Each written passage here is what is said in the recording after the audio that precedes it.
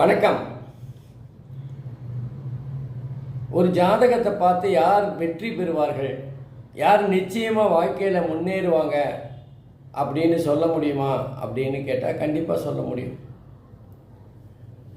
வெற்றிக்கான முத்தான 3 விஷயங்கள் அப்படின்னு எடுத்தால், ஒன்று விடாமுயற்சி, 2வது கடின உழைப்பு, 3வது சரியான நேரத்தில் சரியான முடிவுகளை எடுப்பது. அப்போது ஒரு ஜாதகத்தில் லக்னாதிபதி ஆட்சியாகவோ உச்சமாகவோ இருந்தால், தொழில் ஸ்தானம் என்று சொல்லப்படுகின்ற 10வது வீட்டதிபதி வருமானத்தை தருகின்ற ஒரு வழியை காட்டிட்டார். இதுக்கெல்லாம் மேலே பாக்யஸ்தானம் என்று சொல்லப்படுகின்ற 9வது வீட்டதிபதி யோகத்தை தருகின்ற, அதிர்ஷ்டத்தை தருகின்ற ஒரு அருமையான வலுவான இடத்துல இருந்து குருவால் பார்க்கப்பட்டால் அந்த ஜாதகர் நிச்சயமாக வெற்றி பெறுவார். ஆகவே 1, 10, 9 வலுவாக இருந்தால் நிச்சயமாக ஜாதகருக்கு கண்டிப்பாக வெற்றி தான். அதே நேரத்தில் 9வது வீடு என்று சொல்லப்படுகின்ற பாக்யஸ்தானத்தில் குருவோ சுக்கிரனோ இருந்தால் அவங்களுக்கு நிச்சயமாக ஏதாவது ஒரு விதத்தில் வெற்றி கிடைக்கும். அதே மாதிரி வெற்றிக்கு மிக முக்கியமானது அப்படின்னு பார்த்தீங்கன்னா, நல்ல தசாபுக்தி நடக்கணும்.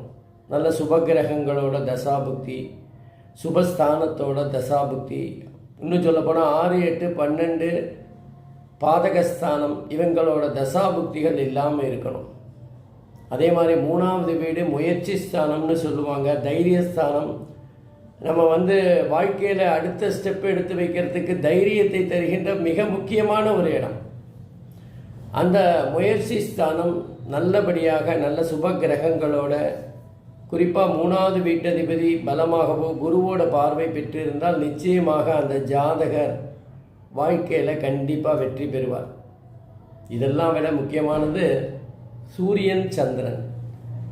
சூரியன் ஜாதகருக்கு ஒரு கான்ஃபிடென்ட், தன்னம்பிக்கையை தருவார். கடுமையாக உழைக்கணுங்கிற ஒரு எதிர்பார்ப்பை தருவார்.